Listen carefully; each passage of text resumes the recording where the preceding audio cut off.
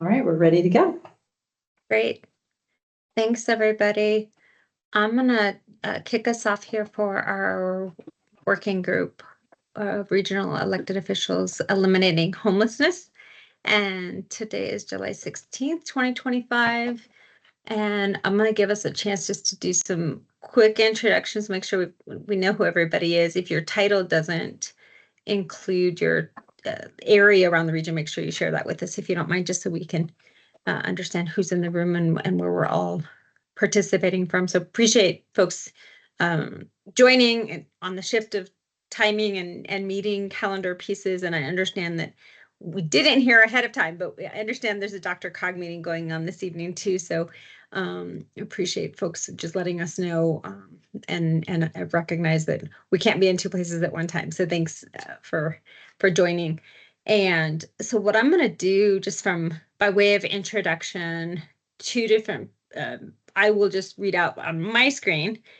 So you'll get a chance to get your name out there and where you're from to get us started. So want to also ask for folks to just give us a one-liner. So this is your name, your title, and then a one-liner about what the work to eliminate homelessness feels like for you right now. What the work around eliminating homelessness feels like for you right now in one sentence. I'll just give people a couple seconds to think about that because I didn't prep anybody with that. So I'm gonna again go from my screen and I've got Jana and then Severin and then Heidi. Hi, everyone. Good evening. Jana Peterson, Boulder County Administrator. And the work around homelessness right now feels to me a calling for collaboration and coordination. Thank you. Hey there, I'm Severin Mangold, one of the property managers with BCHA, and glad to be here. The work for me currently feels very challenging, very difficult. Thank you. Good evening, everyone. Heidi Grove, Boulder County Housing Department, Division of Homeless Systems and Coordinated Response. And I think I'm just going to pick off of Jana and Severin and then add time to get creative. Thank you. And I'll just put that prompt in there for folks too, and it can be a little different, but just so you remember. So on my screen next, we'll hear from Councilmember Hamilton, Mayor Pro Tem Folkerts, Mayor Pro Tem Hidalgo Faring. Hi, everyone. So Barbara Hamilton, City Council member in Louisville. And this work to me feels, regional work on this issue feels all the more important given the current climate we're in. Thank you.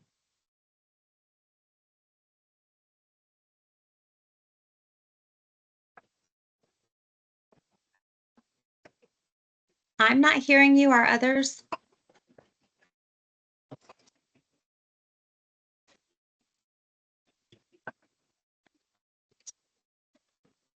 Yeah, if you want to maybe jump out and jump back in and we'll come back to you. So we'll go to Councilmember Faring and then to Eliberto and then Susana. Hey, can you all hear me okay? Perfect. I am Mayor Pro Tem Susie Hidalgo Faring from the city of Longmont.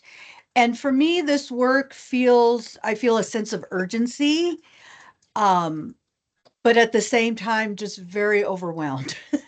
So thank you. A little bit of both.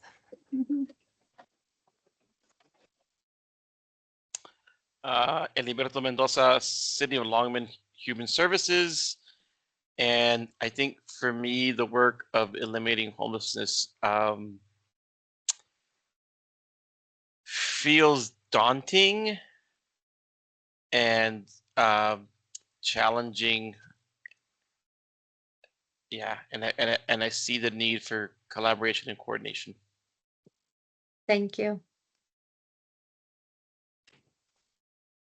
Susanna Lopez Baker, Boulder County Housing Department Director. And the homelessness work for me, and Heidi and I talk about this a lot, is we're really trying to focus on how we can get creative and really be strategic in our approach to continue to deliver services, even though we know that we'll undoubtedly have some federal cuts. And so for us, for me too, it's back to being creative and collaborative, because I think there are ways to manipulate the coming policy we'll have. I'll say that. I'm going to ask you, Susanna, how does that feel for you?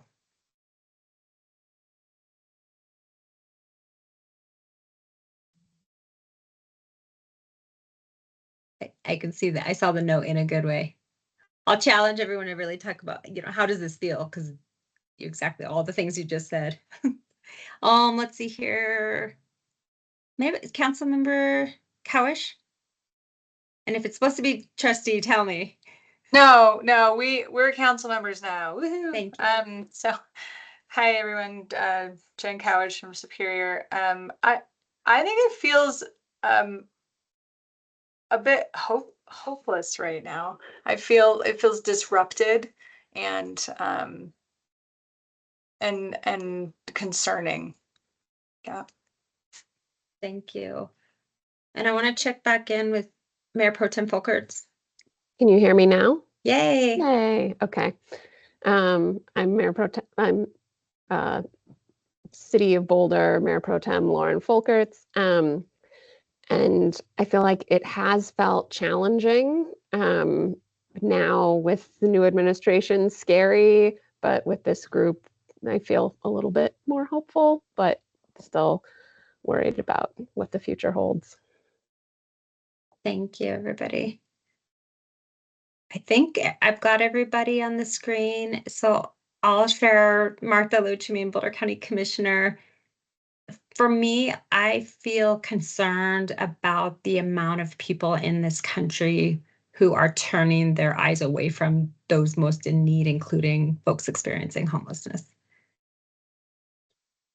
So I appreciate everybody just getting into without saying what's the why, but also acknowledging together. And I heard some people talk about like that need, the importance right now, the opportunity for collaboration. And let's be clear, not all counties around this country are having conversations like this right now. And so I feel really lucky to be in this space and supported by all the staff that we all collectively bring together as well. So thank you for that.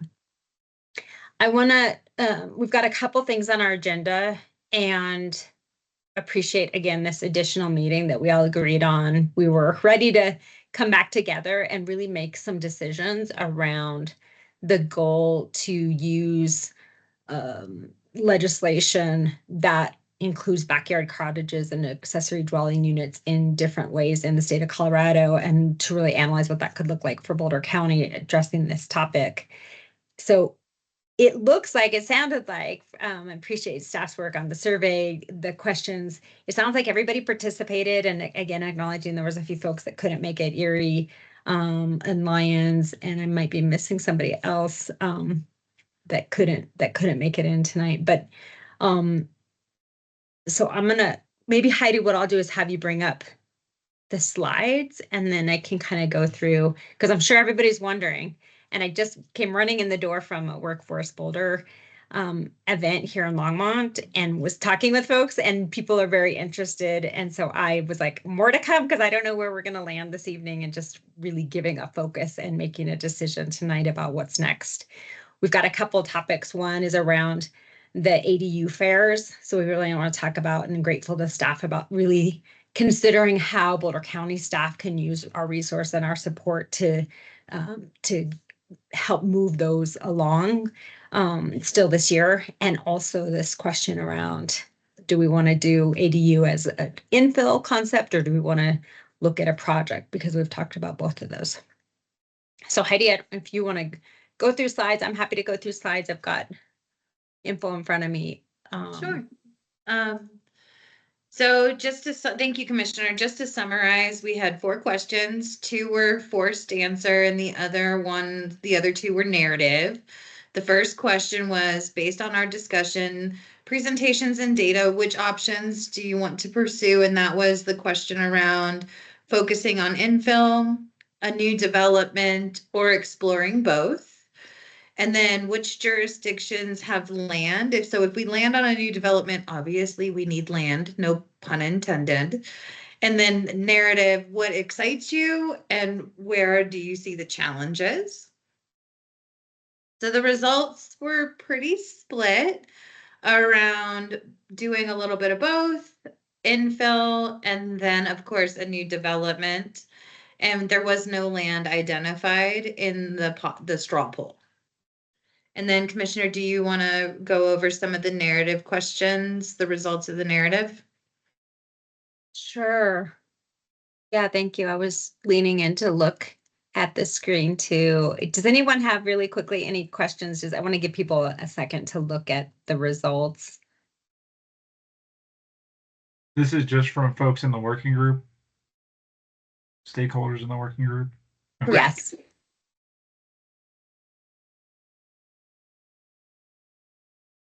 Any other questions from folks? Just want to make sure everybody has a second to take a look at what the results were.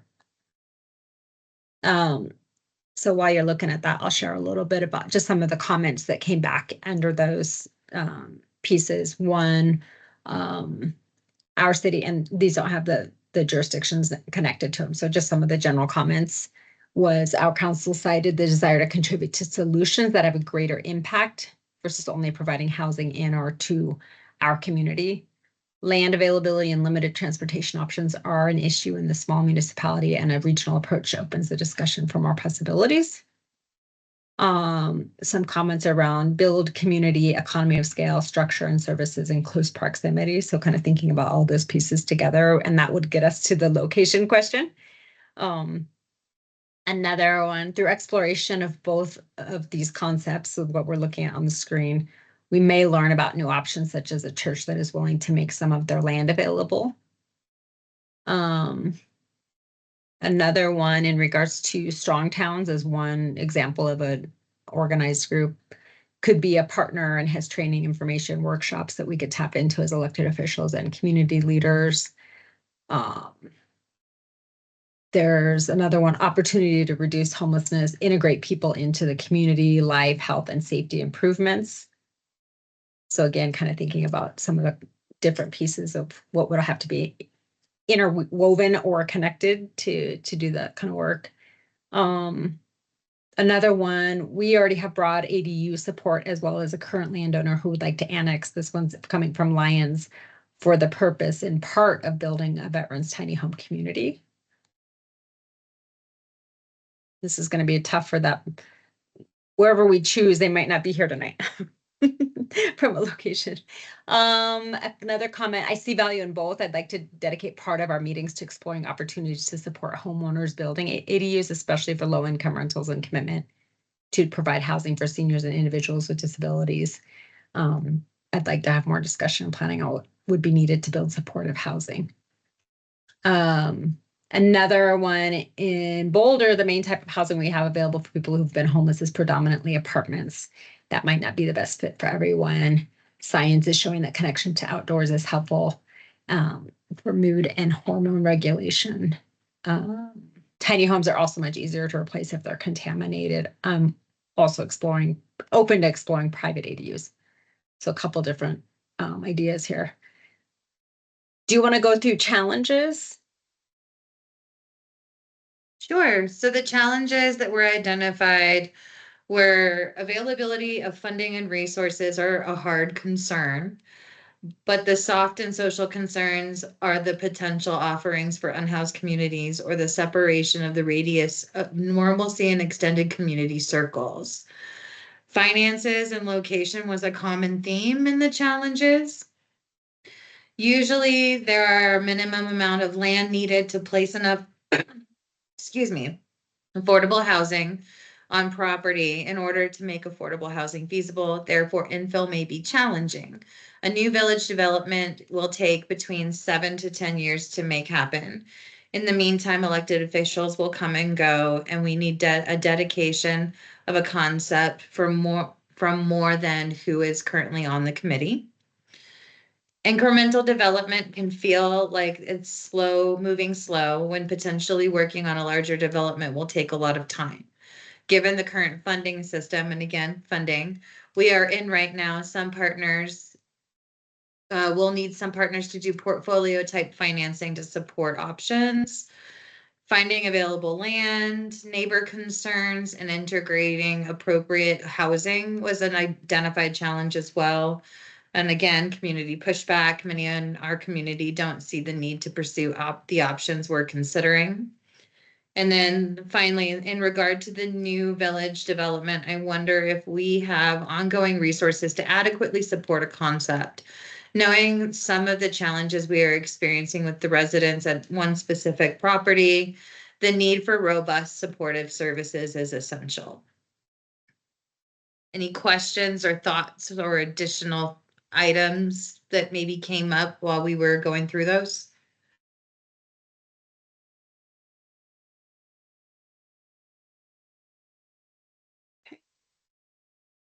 And feel free to come off of mute in case I don't see somebody. So based off of the responses we gathered from the straw poll, considerations for infill. So if we just did straight, already land on private property infill ADUs, we would need to do an education campaign, incentives to develop for support development, collaboration with current landlords, support. So those who are developing new ADUs, stepping into the new realm of being a new landlord can be challenging. Matching resources to potential tenants, and then incremental development already occurring are already happening in various places throughout the county. And then considerations for a new project, identification of land with consideration of neighborhood engagement. Securing funding in the landscape of uncertainty is our $1 million question. I think we all kind of named it at the beginning. Ensuring we have long-term sustainability to support the supportive services on site. And then identification of a priority population, like who is this going to be built for? Any other additionals, Commissioner or elected officials?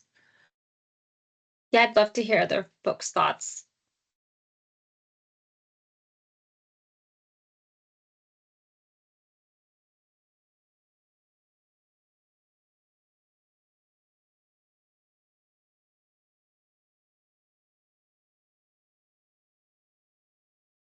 I guess I'm thinking of when I look at these considerations for infill, collaborating with current landlord supports, could we look at BCHA providing some sort of training or education to potential new landlords to show kind of how we run or how we act as landlords, to give example, because if someone has never run a rental before, maybe they don't know what should go on a lease.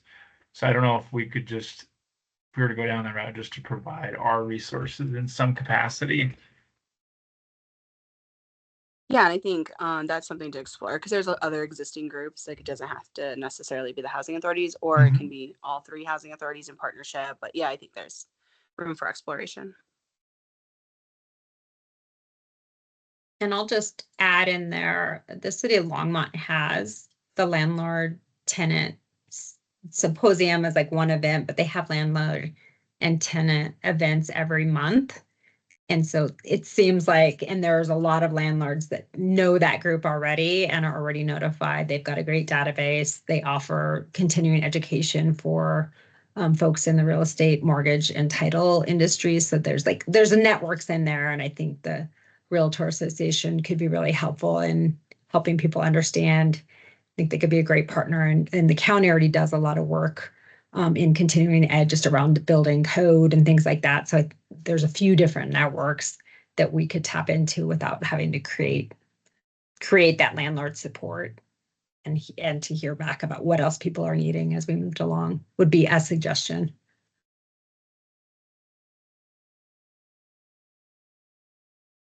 Is there also, like, if we start having a list of ADUs that are, in the community once they're getting built, is there any way that, or I guess I'm thinking, is there a way that we could help advertise those, whether it's the county or there are other organizations that could help with that? Because I know a lot of the hard part is like locating where those would be.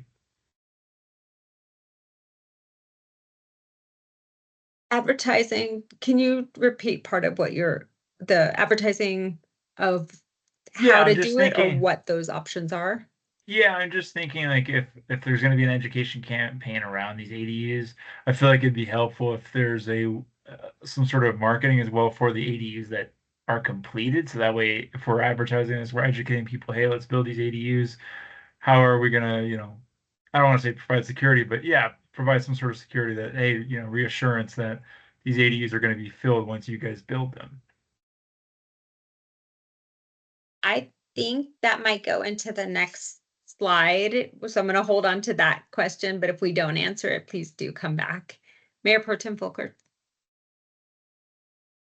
And maybe this is something you also touch on later, but I remember in past meetings we had talked a little bit about potentially trying to develop like pre-approved plans or things like that to make creating new infill ADUs.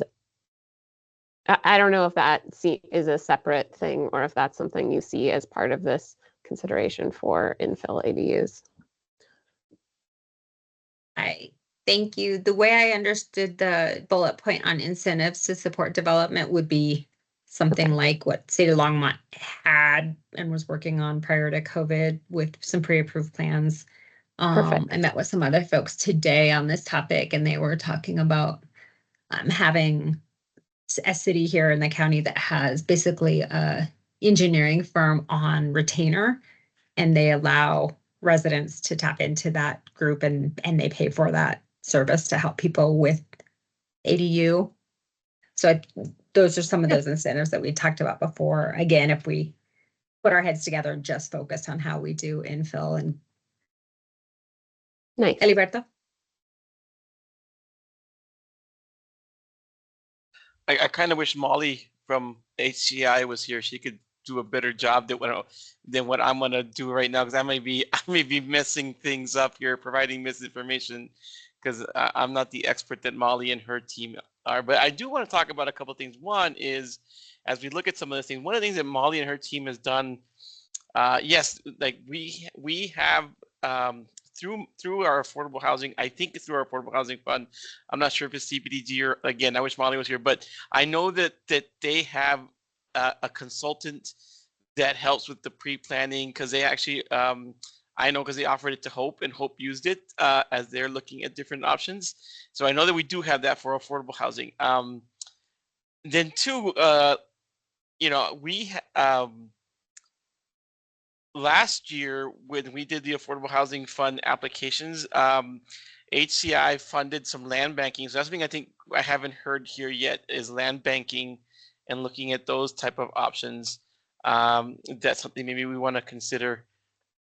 But I mean, I guess it's part of the consideration of a new project. And then I guess I wonder, do we know, like, for example, do we know if the housing authorities like BCHA, like, do you all have any current property that could be, reviewed for any of these different solutions? Yeah, that's a really good question. And actually, a few weeks ago, Commissioner Loachamin had given us direction to really start doing a landscape of all of the properties that BCHA owns and understanding the deed restrictions on them. So that's something that our staff is working on. And every week they're getting closer and closer. So I will deliver that soon, Commissioner. But one of the vacant lands that we have is Twin Lakes. So that is one property that BCHA owns. And I believe it was donated to us from Catholic Charities. And so there is some land restriction, there is a LURA on the property. So we would have to investigate that. But those are the things that we're kind of uncovering as we're going through the process. That's our only significant vacant current lot that we have available in our portfolio. We have other land that is really underdeveloped. So there's potential for some infill development of a new project potentially. Some of it though is in the mountains, so that probably wouldn't work. In Netherland, where that might be difficult for people, and Lions as well. But yeah, and I don't know. I mean, that's a great question, Alberto, to look at what maybe LHA or BHP have land banked. Thank you. Any other considerations that people would want to make sure we talk about under either the infill section or the new project section?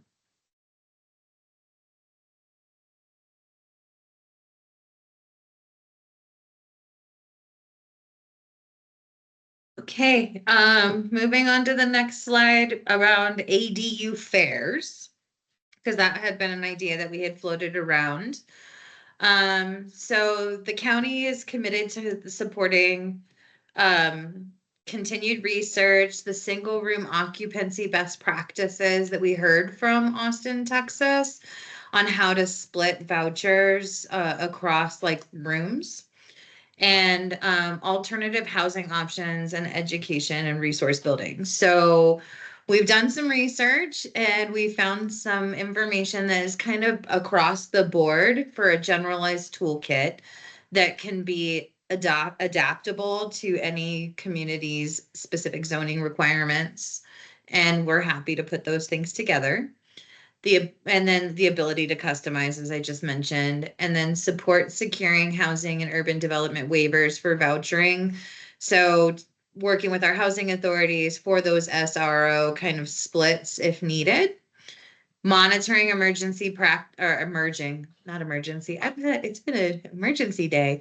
Emerging practices, and then identification of potential manufacturers that can help support with ADU install. And next month, DOLA is going to be releasing a request for proposals for communities to incentivize ADU development, and we are happy to write that grant and see if there is an opportunity for us to bring some incentivization resourcing to the county to help with infill or development or whatever.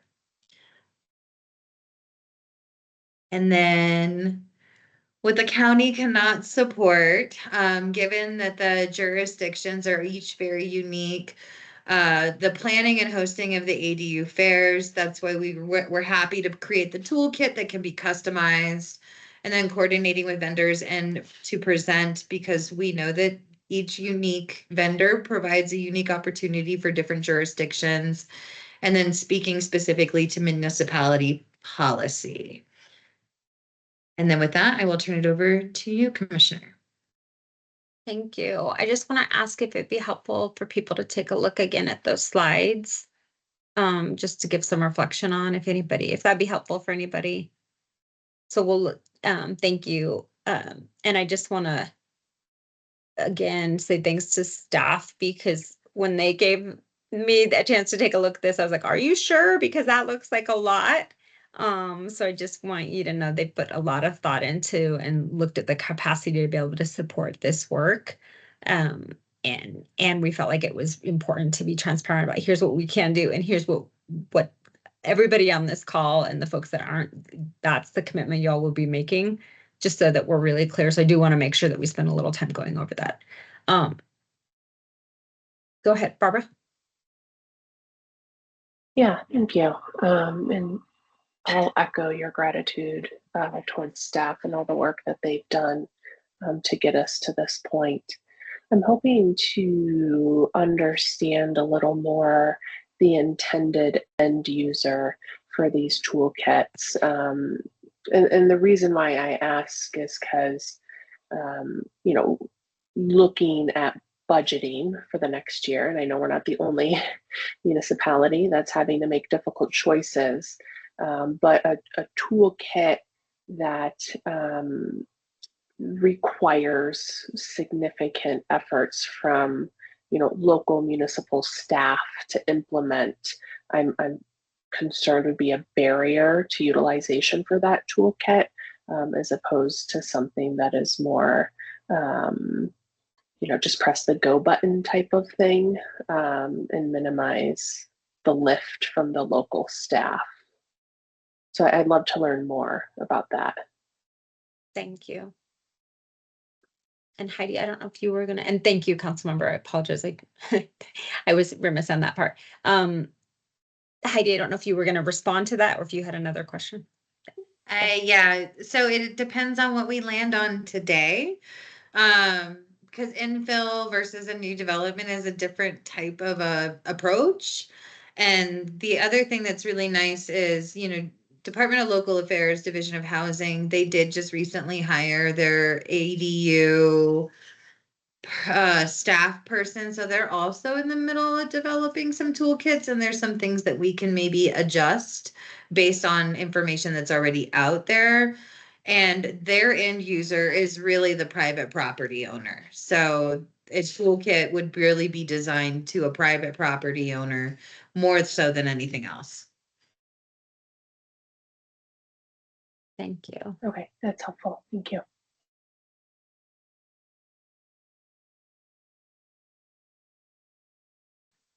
I want to add, I think in this conversation, as we're making our decision this evening, I'd really like us to think about how we would make a priority in working with private owners.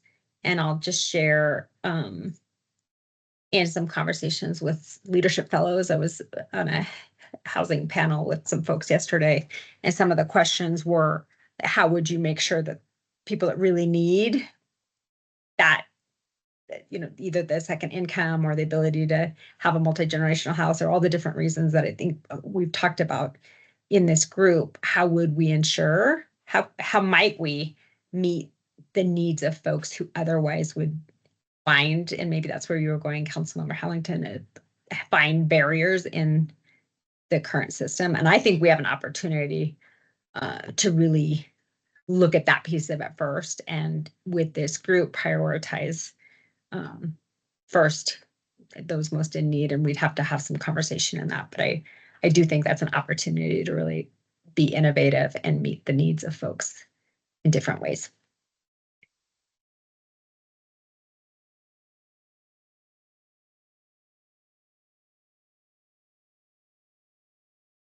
Any more on this slide, or should we go to the? Go ahead, Councilmember Faring. Mayor Pro Tem, I apologize. No worries, no worries. I was looking for my mic. In going back to the grant writing, so then if the toolkits are more designed for the individual who's building the ADU, are these grant writing opportunities for individuals who are wanting to add those ADUs, or are these more towards municipalities for larger projects? So it's really county government that is eligible. And so our thought was we could write in there like the incentives, because that is an allowable expenditure of the grant funds. And then if we secured the grant funds, we could work with all of you all to get that word out that these are available and all of those things. Okay. Yeah, because some of the things that I'm hearing from constituents is they want to build an ADU for family, or I'm hearing a lot more from the IDD community where they want to have a separate, either converting a basement with its own exit entrance, or an ADU for their children, their adult children, but they can't afford the permits and the fees as well as the construction costs. And so something to kind of offset that without them having to, I guess, what is the, I guess they can put in for a waiver for low income housing, but then when they sell their property, they still, so it's deed restricted or something to that effect. So they don't have to get looped into that piece, but just something to kind of help offset those fees and permit fees that might serve as a barrier. I think that list of pieces that you just talked about are some that we've talked about in these different meetings. And so the incentives, if this group decides we want to work on infill, then we would make that decision, like which, and it might be looking at all the incentives that exist right now with cities and towns, and then picking the two that we want to prioritize as an example. Okay.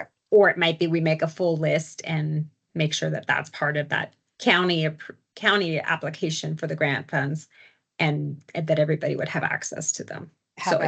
All of those pieces I think are still great opportunities for us to include. Include. Okay, great. Thank you. Yeah. And I just want to you said a little bit about it, but I'll just share with you all in regards to, again, an ADU. I think a lot of people think about ADUs as a separate detached property in that last example for an adult aged kiddo, for example. And I'm meeting with folks who are trying to figure out how to do a basement area with, and they need an egress window and they need a separate entrance. And then they could do a lot of different things to be able to stay in their home. That is a different cost, and it's much cheaper than it is to build a detached ADU. And so I just want to make sure we're thinking about all of the different reasons. And again, I'll just repeat what we talked about last month, that for me, this addressing homelessness is addressing a whole lot of different folks in our community that we may or not be thinking about, depending on where you are regionally.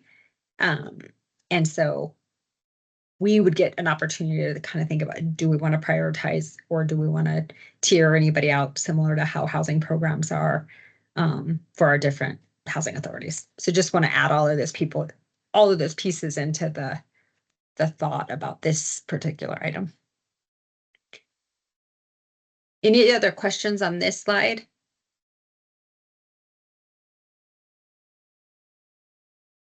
We'll take a look. Thanks, Heidi. We'll take a look at what the county cannot support, and just again want to be transparent, but also if there's any clarification questions or pieces that you want to say, hey, let's add this in, again, collaboration. We can do that now.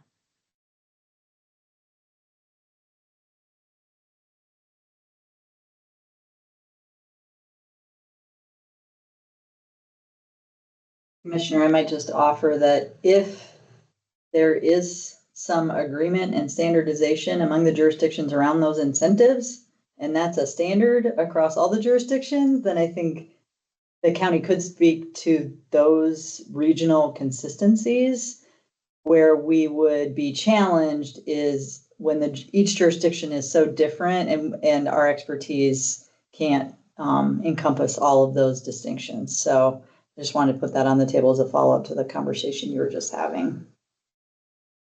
Yeah, that's great. Thank you. And I think if depending on which route we go here, some of that would need to be discussed together, and then we'd have to decide what can be standardized, quote unquote, versus what's going to have to be flexible per jurisdiction.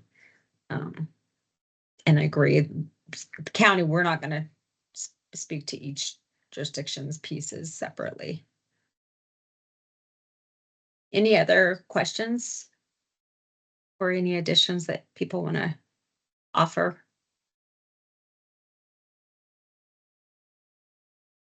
Okay. Thanks, Heidi, for getting the summary and putting some pieces together and working with staff on like what could that look like. So I would love for us to have some discussion and hear from everyone's perspective, what you've talked about with your residents in your community, with your staff, with your other council members. This is the chance to lobby. Like, which one do you want to do? I saw there was some interest in that results about doing both. And I want to ask about the capacity. And at some point, we're going to have to get back to that conversation of how do we update the rest of our boards, councils, trustees, et cetera, about this work and be responsive to the ask that was given to this group a year ago or so about how are we going to address a piece of the need for folks who are experiencing homelessness through a housing lens. So just want to offer those pieces. And if you didn't see, Heidi's put a website into the chat as well. And that is the grant program we're talking about specifically that is open.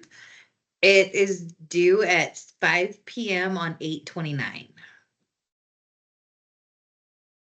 I appreciate a good deadline.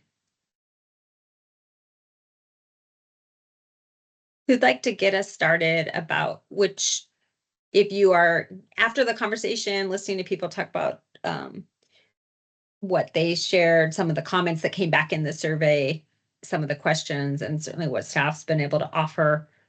If you are wanting to go for infill, or if you're wanting to go to a new project, or if you're thinking that after hearing all of those pieces that you're a both projects.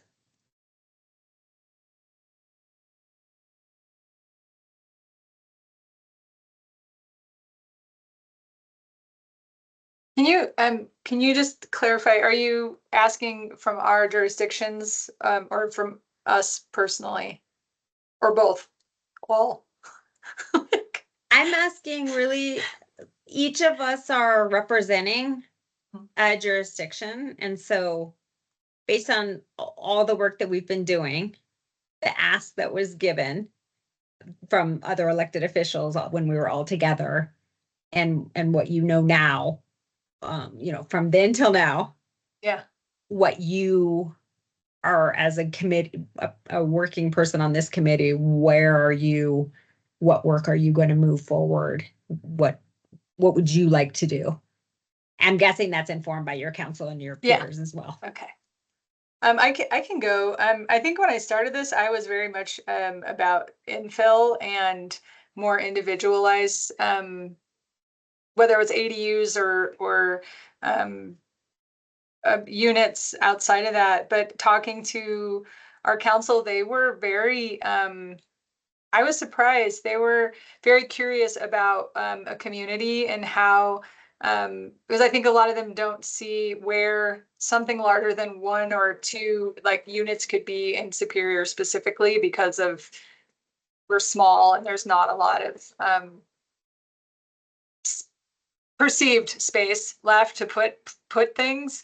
And so there was a lot of interest in what it could look like for a regional effort towards a community, because I think they could see that that's something they could put resources towards, versus like creating some idea that fits into Superior specifically. So yeah, it's a big shift from kind of how I was looking at it when we started, to now, because I didn't know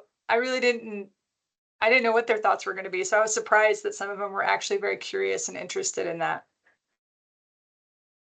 Thank you.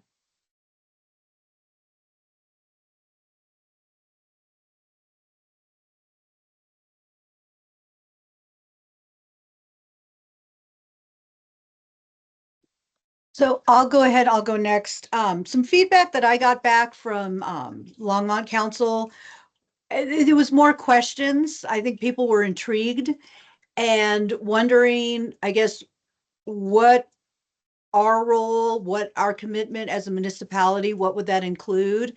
There was also some questions around, or something that would really matter is location, proximity to transit. I think, just, and, I didn't have the answers because I said, well, if we move forward with this, a lot of those answers would be addressed in this work.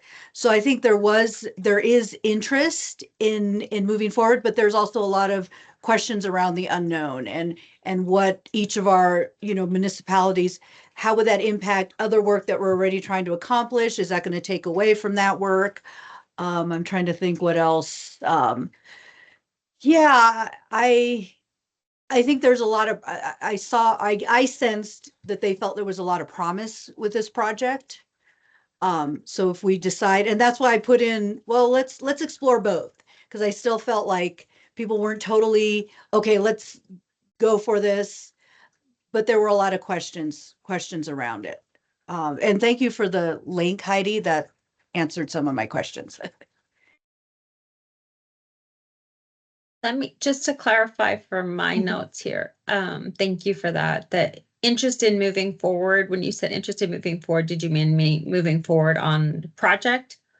Or on a project like both? this? Oh, Okay. yeah, like a project. I put in both because I didn't really get a sense of that City of Longmont council members are all for this, but I, I'd be willing to, if we're able to answer a lot of their questions, concerns around location, supportive services, what would this look like? I would be willing, and I would be very excited to move forward on a project such as this. Thank you.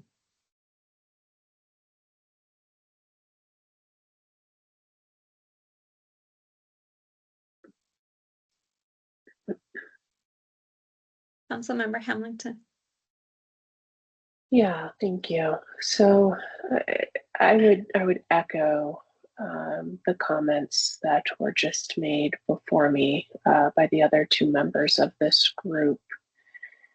I think within the Louisville community, there certainly is interest in infill, especially with the recent passing of our ADU ordinance. And how do we help support naturally affordable housing, smaller units, to try and decrease the number of folks who are entering into homelessness. There certainly is an appetite to further explore a larger community, but as previously mentioned, a lot of questions there exist as to what the best approach is, and then again, funding as well continues to be a challenge at this point in time, and just trying to wrap our brains around what that would look like as a group, those contributions and funding and such. Thank you.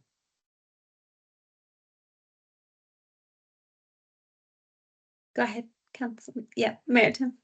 Thank you. I didn't have time to reach out to everyone about this exactly, but we've had a number of conversations around these types of things in the past. And I think that,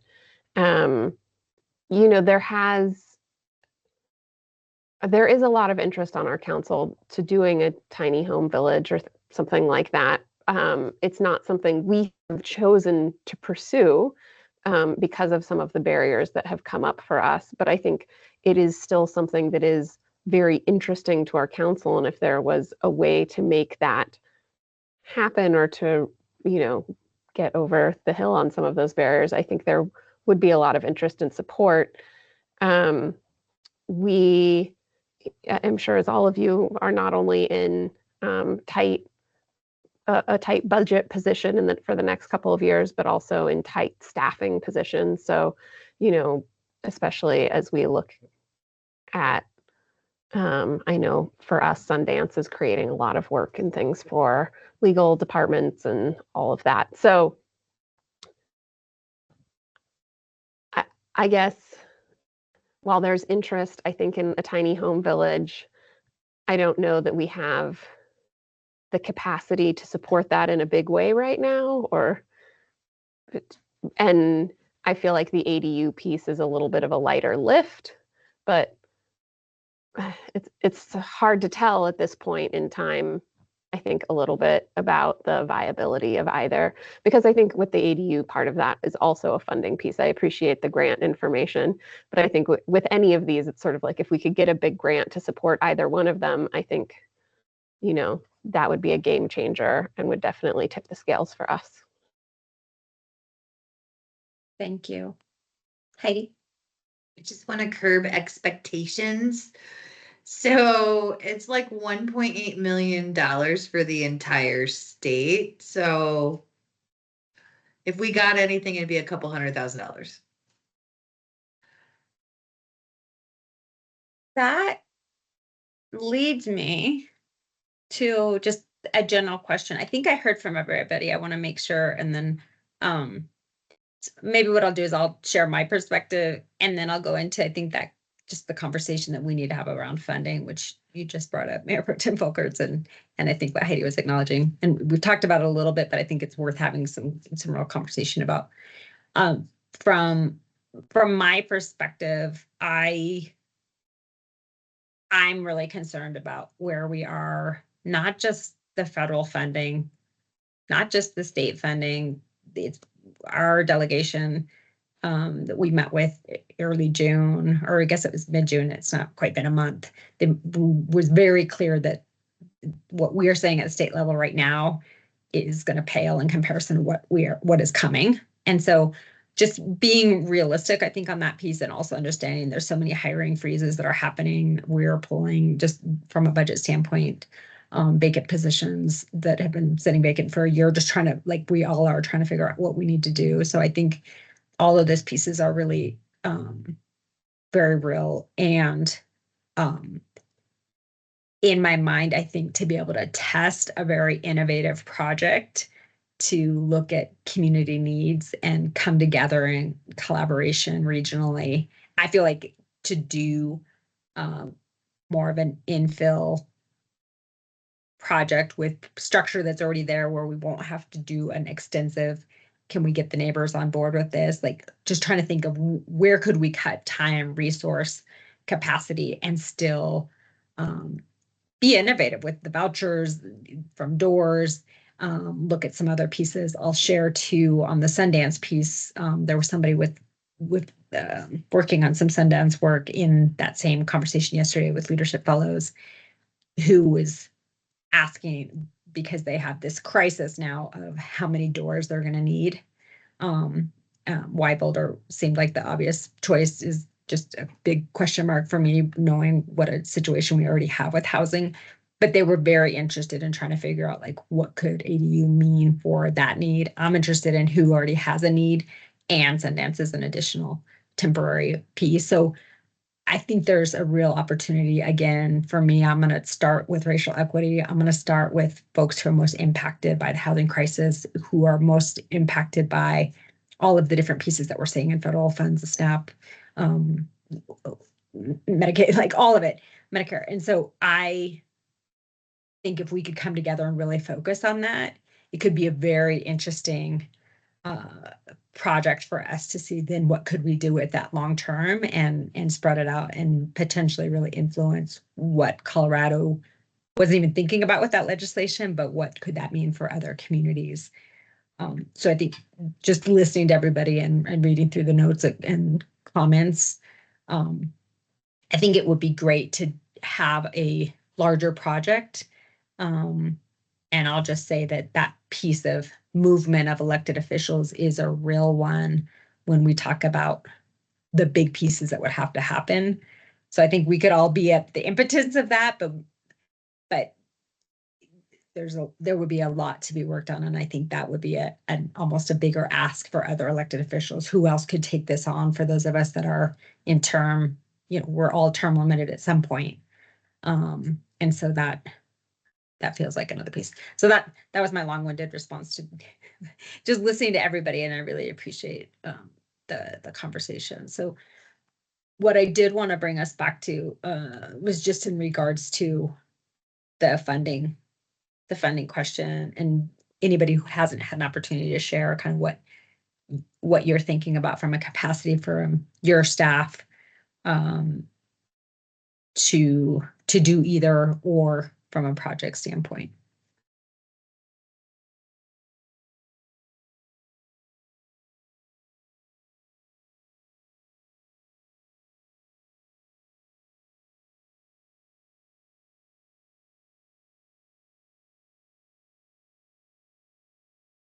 Is there anyone, I think we've talked about a little bit, so it seems a little, it seems realistic, and it seems very like factual about where we are and what I haven't heard anybody say they are in a different financial situation than one of our neighboring jurisdictions. I think that's just the reality of where we're at. But if anybody has anything else to add to that, I think it's helpful for us to hear.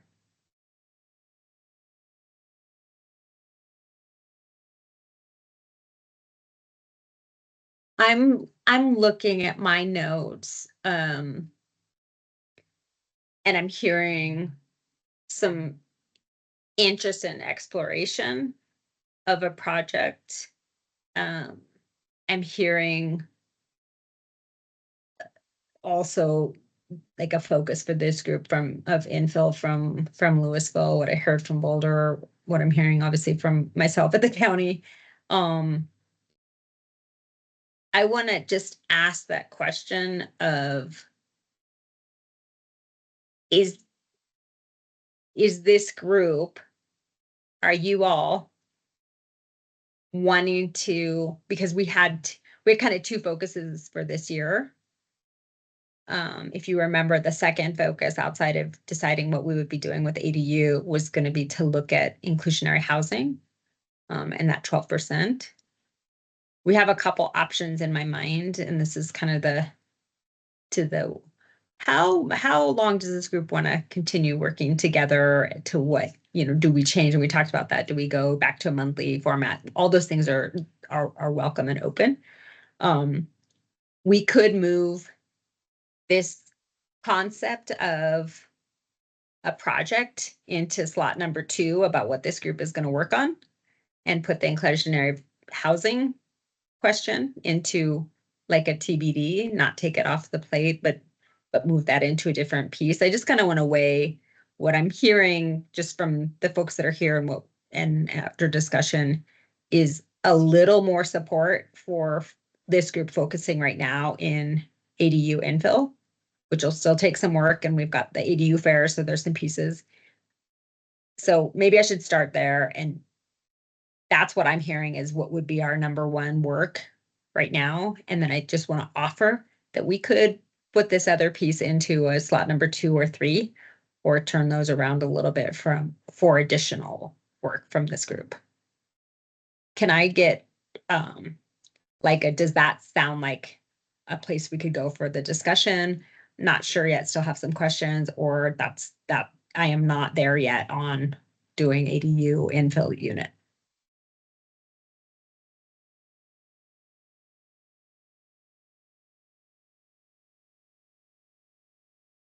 Sorry, can you please restate for me one more time what we're doing thumbs up or thumbs down for? Yes, of course. Thank you. So right now, what I'm hearing, and I'm looking over here because I'm reading my notes from the conversation, I heard just a little bit more support from the group of working on 80 units with infill and really digging into that moving forward as a number 1. So I think I want to know if that's where people are, then yes, that's where I'm at. That's what I heard from the group collectively.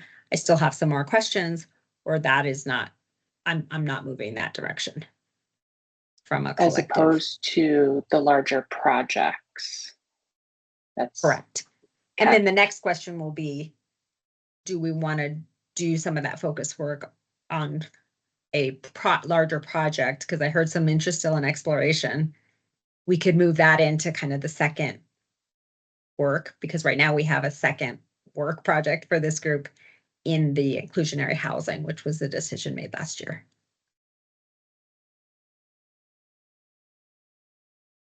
So right now I'm just trying to make sure that we are in the same page about what I thought I heard on infill. And I've got one thumbs up, and I'm a second thumbs up. I've got 3 thumbs up for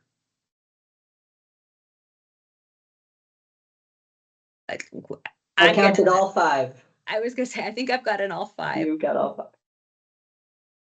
So I want to just give folks a minute to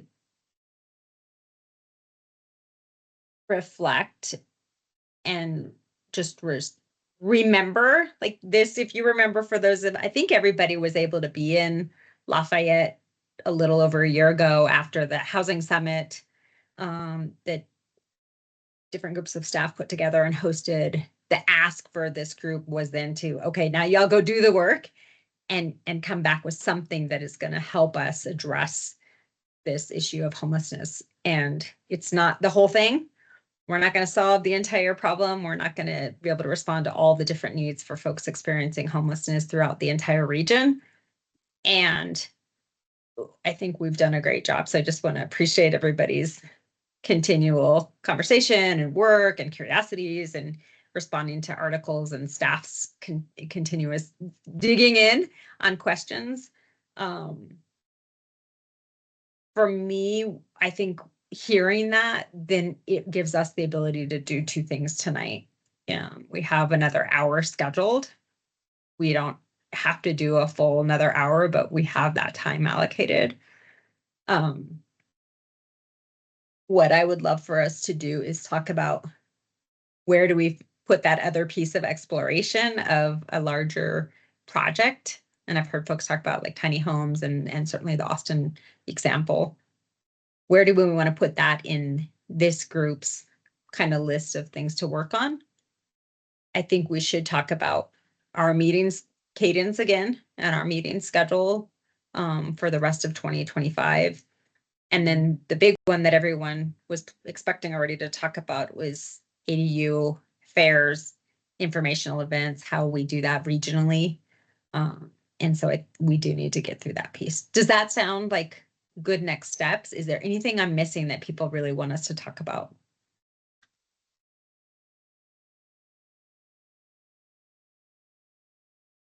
Okay. Councilmember Hamilton, I think you just came off mute, so please. Yeah, thank you. So a few minutes ago, you mentioned inclusionary housing, 12% as well. Where does that fall into this list you just mentioned to us?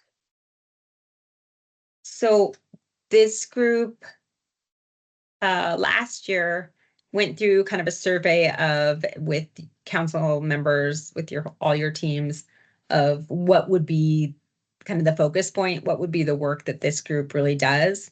And so that was one of the items that came up. There was a list of 5, and then we narrowed it down to the top 2. This group was still interested in doing multiple projects. And then we narrowed it down to, okay, we could probably take on 2 as a volunteer group to work on. So that inclusionary housing, one of the second piece, kind of the runner-up, was to look at how we might require inclusionary housing for, again, as a regional, to try and address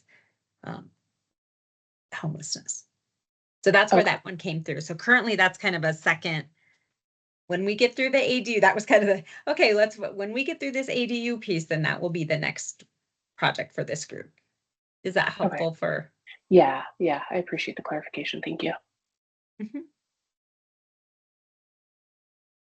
So maybe let's stay there from the standpoint of with that background on the inclusionary housing kind of review of and looking at from a regional standpoint. Do folks want to move? So because now we have 2 potential items, just 2, 2 potential items of that inclusionary housing piece that folks have said what this group wants to focus on at some point. And then the other one would be the exploration of a larger project. I would love to hear some feedback about, do we want to now have kind of 3 pieces on our goals of work? And if so, can we prioritize those on where those would be?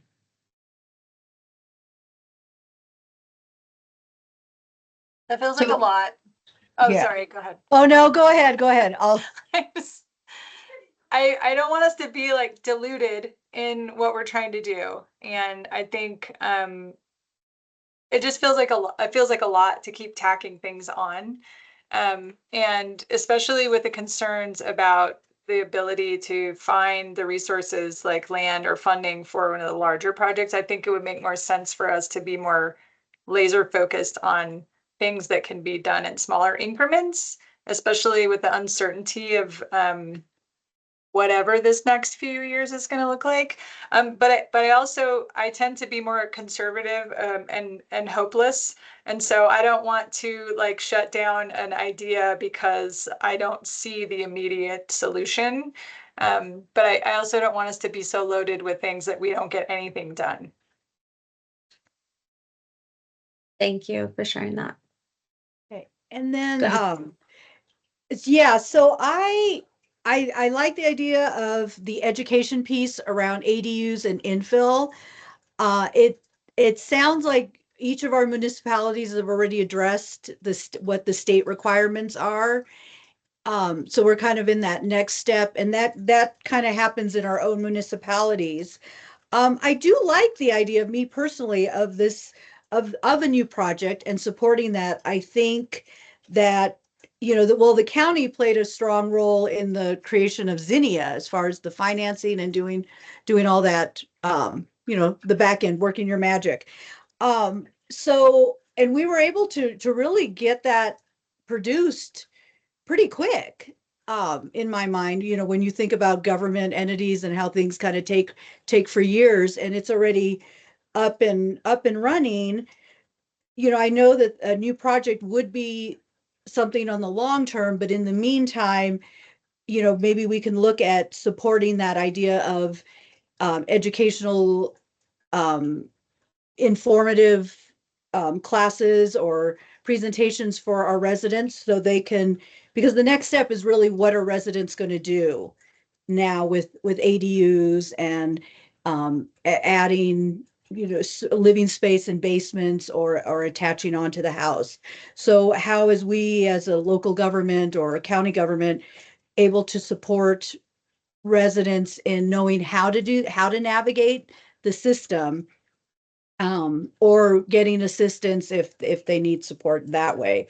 But I'm kind of excited about this idea of a new project and what that would look like. And then if we do have some answers to these questions about where the location might be, or is it close to transit centers, or kind of navigating that piece, I think it'll allow us to come back to our municipalities and say, okay, well, this is what each one of us, this is going to be our role in seeing this through.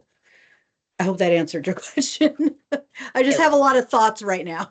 Yes. What would be helpful for me is just if you had to put number 2 and 3, which would be 2 and which would be 3? So number 1, we have infill ADU units. ADUs. I would say I'd like to go to the idea of a new project. As number 2. As number 2. Would you want to keep a number 3 on there, or would you want to boot the 12%? I'm wondering if that was, because I put on here and because you had mentioned TBD, and it felt kind of good to, maybe we just need to put that aside for now. I know when we had this discussion, this idea of a new project, or even looking at what Austin was doing, that wasn't a part of our conversation. So this kind of came up after that discussion. I kind of, maybe that would be either a third, or address or get to it as we can. But 3 does feel like a lot. Thank you. And I'm going to go back to Councilmember Cowish and just ask you that same question: 2 and 3, or just a 2, or both? So one being the ADUs and 2 being one would be the unit infill. So right. Yeah. Right. Okay. And inclusionary, and then the community. Bigger right? project, yeah. Yeah. You're asking like what the focus is? Would like you, what my preference? Yeah, which one would be number 2, and would you keep a number 3? And everyone else, you're getting that same question. I would say the infill is number 1, the ADU infill, and the 2 inclusionary, and the larger community is 3 for me. Okay. Thank you. Who's ready to give their thoughts on the next?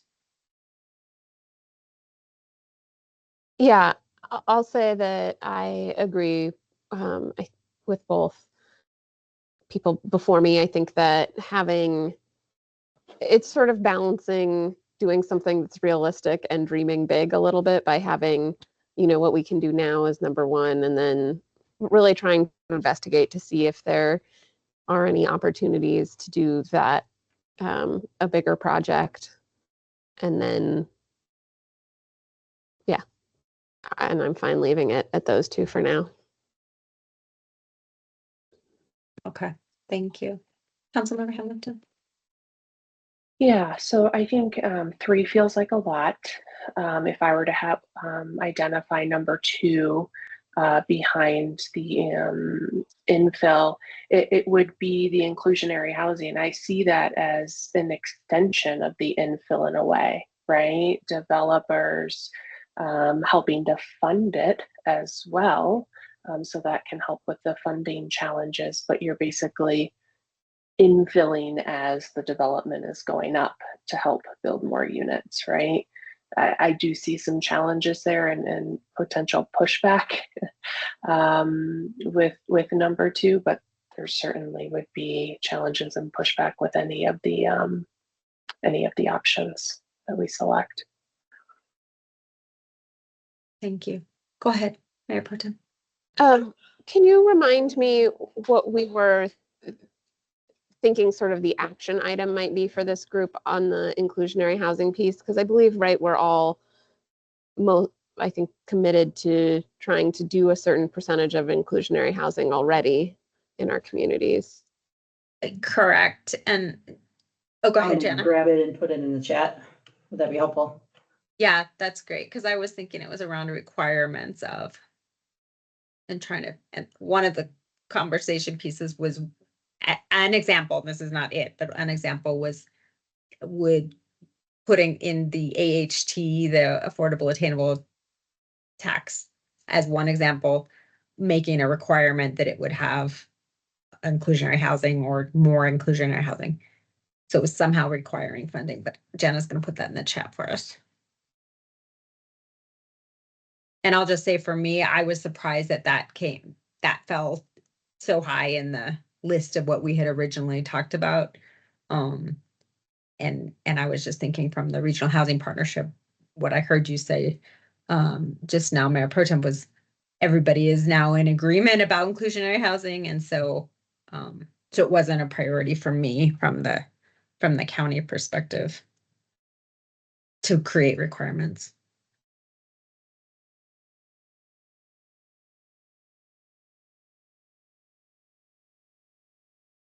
And I know I can tell Jana's working on getting it in the chat, so that's fine. Other questions while we wait for that language to show up there? Go ahead, Heidi. Are we writing a grant? I would say, I think there's going to be a group of, I think there's going to be a list of what I and staff need to work on as next steps when we get done here.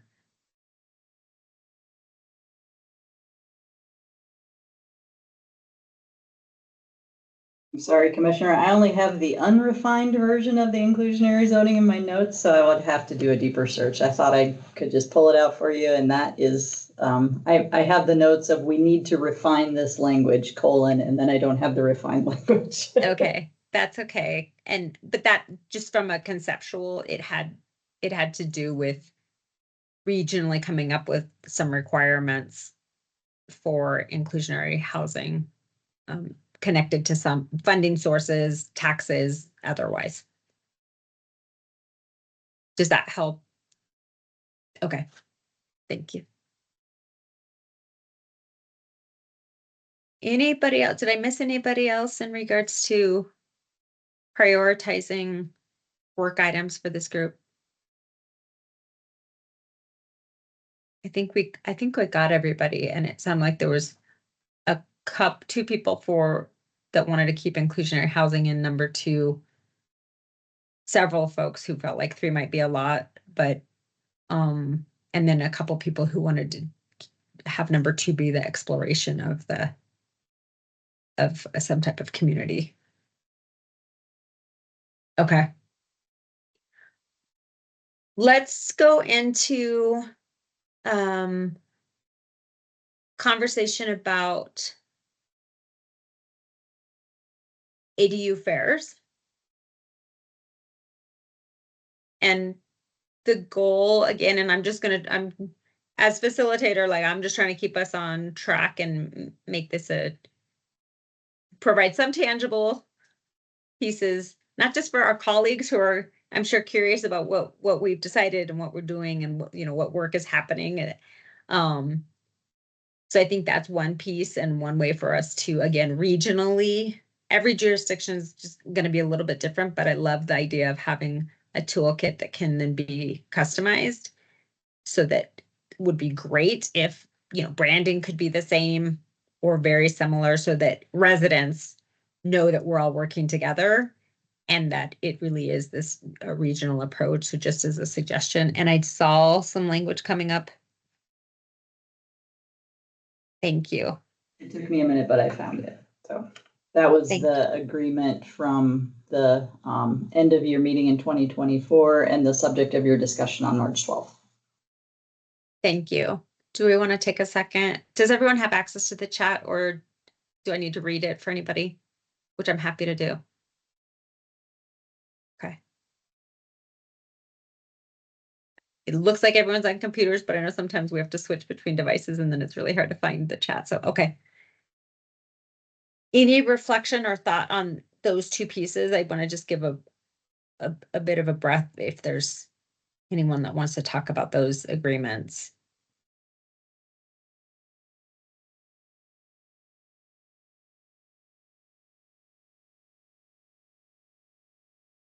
And what I'm hearing then is that this second, the number 2 on jurisdictions, identifying consequences for jurisdictions that fall behind affordable housing goals, that would move to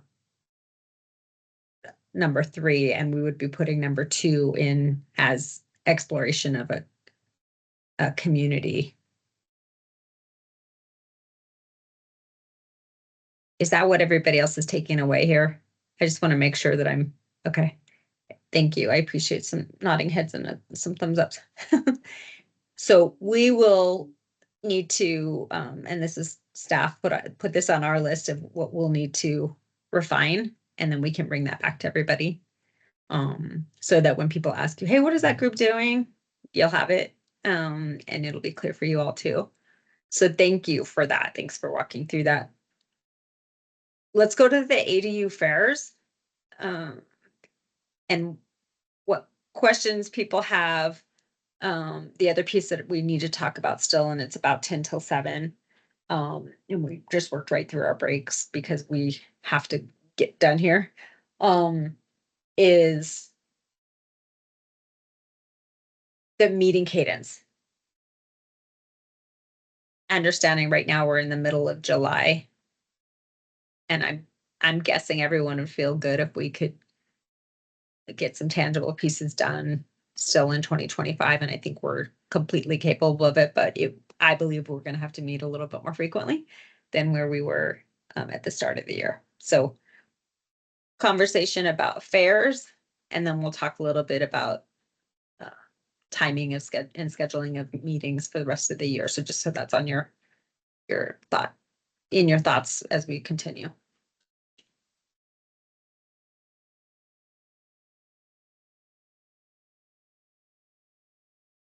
Staff, maybe if we could hear from you all first, just because I know you put kind of that list of here's what we could do from a toolkit and those pieces. I think for me, the first curiosity would be, what could we maybe expect and how soon would we maybe be able to have that type of a general toolkit and template for either a marketing flyer or a template for a social media piece ready for people to even consider calendaring an event in their community? So Severin and I have spent some time, because I'm a big fan of working smarter, not harder. So we've been combing through the state stuff that they just recently released, and believe it or not, Habitat in Denver has a really good toolkit. So we are really now that we know we're focusing on infill, we can pull from different locations into something that's a little bit more comprehensive and adaptable for Boulder County. So Severin, you think we could do that in 30 days or less? Yeah, that was our initial goal, as we were shooting for mid-September, Commissioner Loachamin. Anyway, like in the back of our mind, it was like, okay, we got to get this done by mid-September. So I think if that would be acceptable to the group, we can commit to that. Staff, I want to note that we have a September 10th meeting of this group. as a potential opportunity to present that toolkit, share it with the regional elected officials, and garner kind of questions and feedback on the toolkit at that meeting, if that timing would work. I'm seeing Severin nod. I think we can make that happen. Yeah, you and I can probably meet, and then we can chat more about how we want to tackle that. But yeah, I think there's definitely resources, like Heidi and I talked. There's resources out there that we can definitely draw from. You know, we don't have to reinvent the wheel to necessarily do this work. I mean, it's becoming quite popular, especially in Colorado. So yeah, I think it's doable. Eliberto? So I think wherever we head with this, I think at some point it's important to get our planning folks involved, or to make sure that we're all in line with what they're thinking. Whether it's an ADU fair, we want to make sure that they're on the same page or have the same, or a toolkit from the Denver Habitat, which may be great. We just want to make sure it fits in with what the work that our planning folks are already doing. Thank you. That makes me wonder about if that's a meeting that our smaller working group could have with some planners from around the region, or even staff to staff.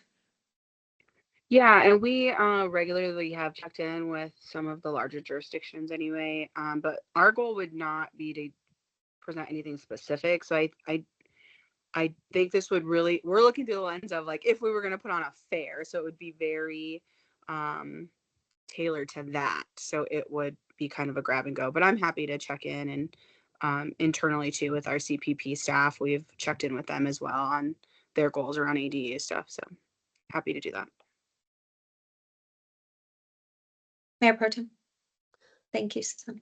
Thanks, Commissioner. I was wondering, because the way the fairs, I think my understanding of what we're talking about with that is that they'd be sort of specific to each jurisdiction. And to me, I guess I was wondering, like, I appreciate how tailored that could be, but I could also see kind of a flip to that of like, I mean, maybe it's a bigger fair at the county fairgrounds that we all help support and participate in, as one bigger event. I think on the city side, I worry, I know our planning development team has a bunch of other things that they're working on, and I just have some concerns about our ability to stand up that whole thing, but I think we could definitely show up. Most likely, I mean, I'm sort of speaking out of turn. My guess is that we could make that happen. So I guess just trying to think about how do we make this a reasonable lift for all the staff involved with it. Yeah, thank you. Councilmember Hamilton. Thank you. I will echo that. I mean, I'll just be very direct. Our staff does not have the capacity to stand up a fair in the near future.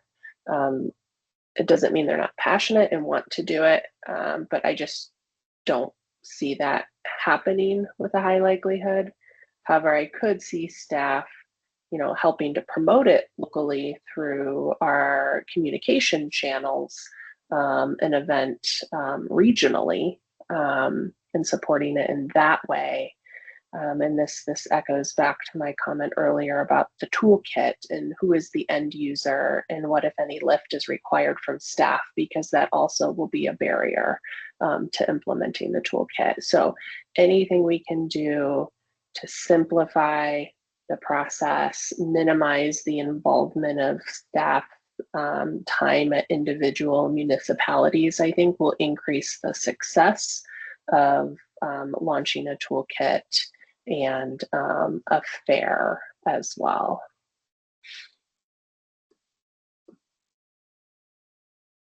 Thank you. Eliberto?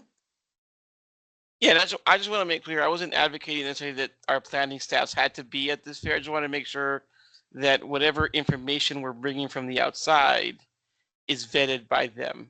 right? Because I totally get that our planning departments are overwhelmed and I don't want to add more to their plates. It's just if we're going to bring toolkits that are outside of the municipalities or outside the county, just want to make sure that all our planning folks get a chance to vet those tools, which may be great. Thank you. Commissioner, may I make a process suggestion? Yeah. You saw what the county staff list is we're not going to organize the fairs. That was that's not what county staff is going to do. So what I'm hearing elected officials saying that would be hard for city staff as well. My process suggestion is perhaps we use the opportunity on September 10th for elected officials to bring whomever from your staff is the right person with you. We can present the toolkit, share the information that we've gathered, and then it's choose your own adventure from there. Is this a toolkit that you want to use? Is this a toolkit that you want to host a fair about? Is this a toolkit that you want to just have as a resource when you get inquiries that you could hand out to people? Is this something that you want to customize and really make specific to your jurisdiction? So I think we could, sort of take the toolkit itself as an opportunity, and then based on staff capacity and what y'all think you can do in your jurisdictions. But like all of the municipalities, the county staff does not have the capacity to organize even one big fair that would involve all the jurisdictions. That was on our what we're not going to do list. Okay. Thank you for the reminder to get us back to the slide that we talked about. Councilmember Hamilton. I like that idea of here's a resource, choose your journey based on the needs and capacity for your individual municipalities. Thank you. Councilmember Kawash. I'm curious too of like the entities that are providing resources for ADUs. Like I'm just thinking about like during the Marshall Fire recovery, we had a builders fair for people rebuilding, and that was really the space was made available, but those people that had an interest in like ensuring that their products were out there, or I'm like, I don't want to get in a lane of advocating people and businesses, like that's not what I'm talking about, but are there other entities that would have an interest in standing up a fair, right? When they know what we're trying to do, what the incentives are, so that they're really showing up to like meet the needs of what we're asking for versus us trying to put on a fair. So maybe there's a possibility for something like that as this grows, so that it isn't the staff lifting it up and volunteers trying to do this, but it's people that are actually going to stand to do business from it in the long run, to make the relationships with the community as they're providing these things. I appreciate that idea. I wonder if that could be a September 10th and folks kind of think about that. Who are the partners, the other orgs, there's community groups, like maybe Together Colorado, like, so we could, I think collectively we could all be putting out some feelers and invites and then come back with suggestions, like who would that partner be, and let them, similar to a lot of the volunteers that put on that resource fair that you were talking about.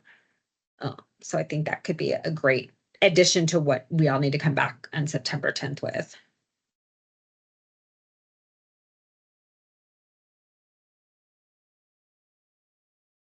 I wonder, I just want to ask a question. I'm just thinking about calendar and timing, things like that. For me, what I would love to hear, if there's support from this group around, is the conversation for us as electeds to determine how we are not going to miss the people that are most in need, that might need a little bit more time, that aren't going to get online, that really could benefit from being part of the implementation of resources to build or construct or finish work in a property that they own so that they could use this legislation. I'm thinking about who benefits from this type of work and who gets burdened by it and how we might be able to shift that paradigm. So I just want to ask that question. Go ahead, Mayor Pro Tem. Thank you. Yeah, so, as I was thinking about how I could bring this back to my community is, I'm thinking about groups like NGLA, the Neighborhood Group Leadership Association. They're made up of Longmont residents. Some are in HOAs, but we have a lot of people who are a part of this association, and it's through the city of Longmont, and they meet monthly there's a section where they receive information, but also they have an opportunity to discuss the issues and the priorities of their association in its entirety, and what they bring back to their neighborhoods. I'm wondering, so like an avenue like that could be a great way to reach those people who typically don't show up to these bigger fairs, or they're working all the time, but but they have these links with their representatives from NGLA.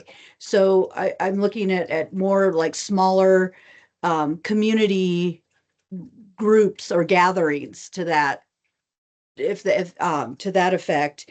And then also looking at some of because we have Prosper Longmont and Launch Housing, along with the Together Colorado. So tapping into those different nonprofit or those groups who focus on housing. Echo, I think, is another one, but they're more West Boulder County. They don't have a big presence in Longmont, but we do have Launch Housing and Prosper Longmont that might be groups that could be willing to, if we just present them, oh, here's the toolkit, and then they can run a session on these things that we're able to kind of pass on, or even do some kind of informative video where maybe we can have a Boulder County representative just kind of speak to that, have it on video, and then have each of the municipalities kind of add on. So if you're a Superior resident, you can click on the video that has what the Boulder County information is and what the Superior information is, but it's in a video format. And so you can have that county region, but also one that's tailored to your municipality. That's just an idea. Yeah, I think all those orgs and those groups, those we could spend some time September 10th putting all of those together. Those are additional great potential partners.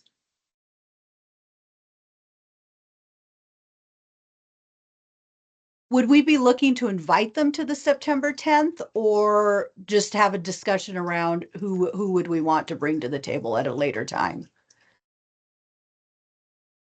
I would throw that to the group. I think this group might want to see the toolkit and be able to make some decisions about next steps before partner orgs are there, but I'm open to the discussion.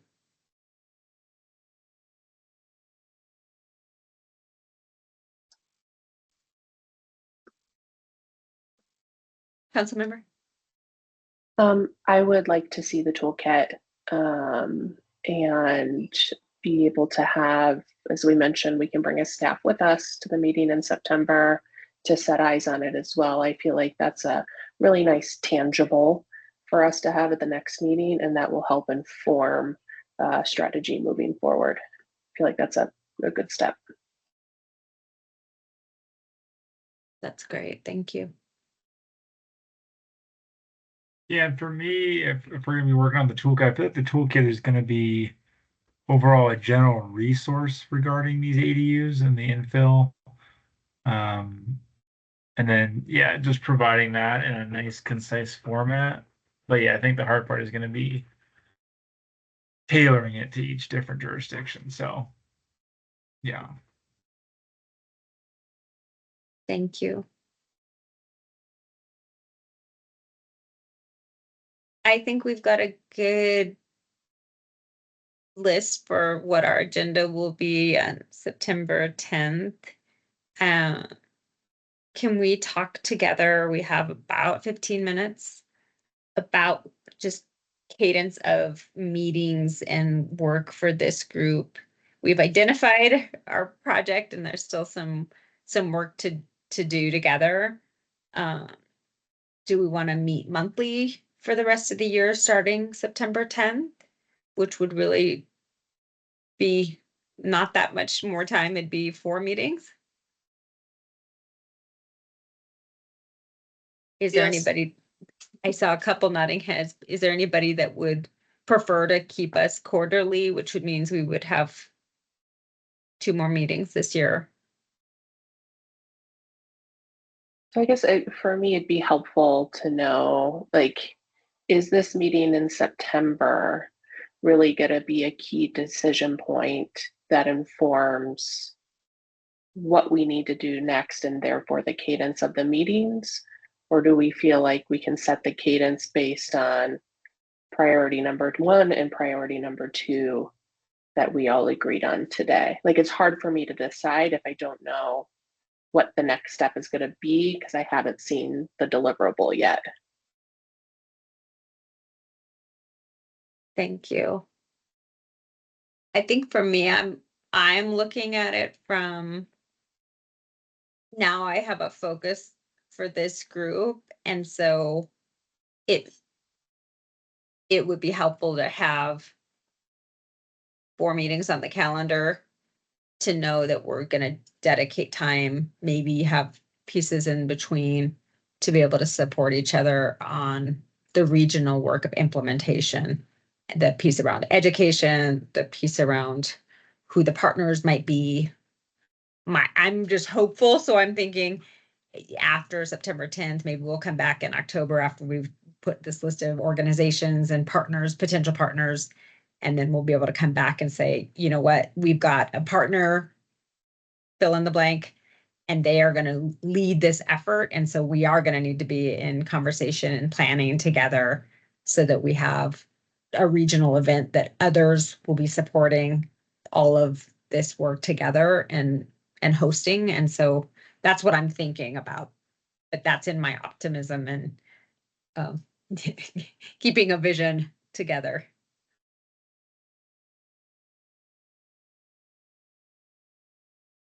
Okay, that's very helpful. I appreciate the clarification. So I would be in agreement that if we're going to develop like we're to operationalize this, right? Develop a tactical plan that typically requires more frequent meetings. So I think monthly starting in September seems reasonable to achieve that goal.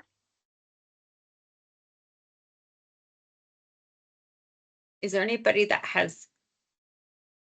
is a no on scheduling meetings out through the end of the year?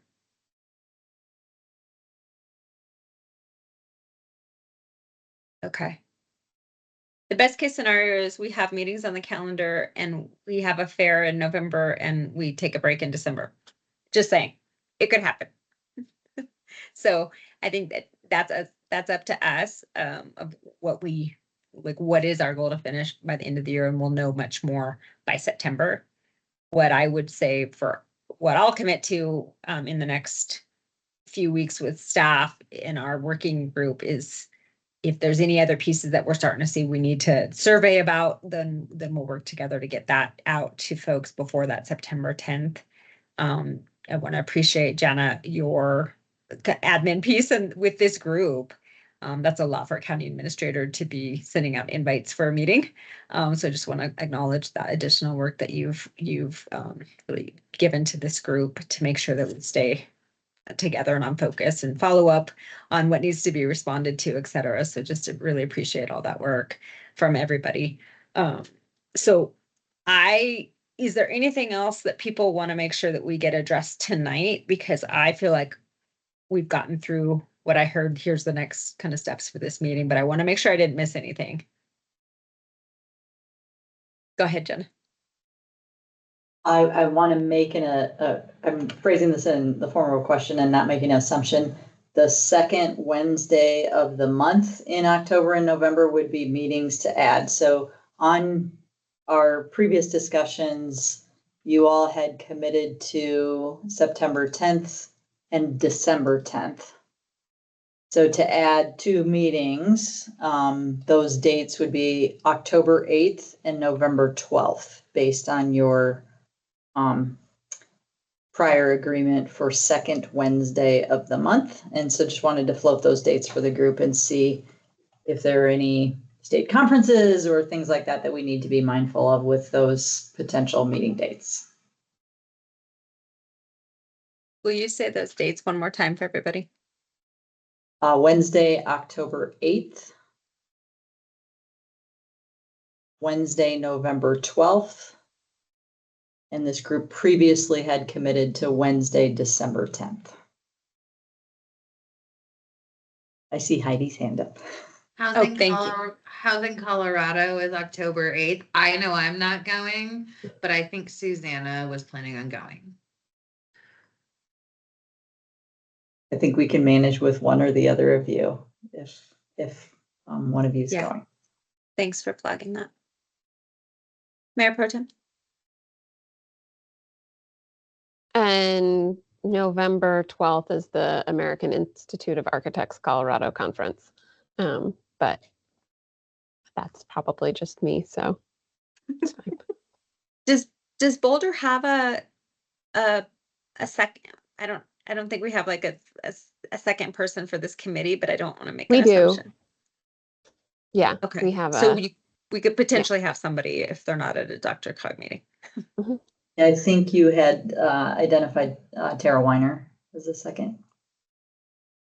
Okay. Thank you for flagging both of those items. It seems like we've got some possibilities here.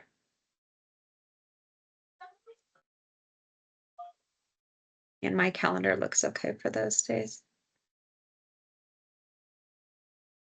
Okay. I thank you for bringing that up. I think we have made a big decision. I just want to, yay, like we can't do it all. And we said that we are not going to fix the entire issue, but collectively, what can we come together on and be really proud of? Okay, here's what we're going to focus on, and we're willing to learn, we're willing to implement, we're learning to do some of the real hard work.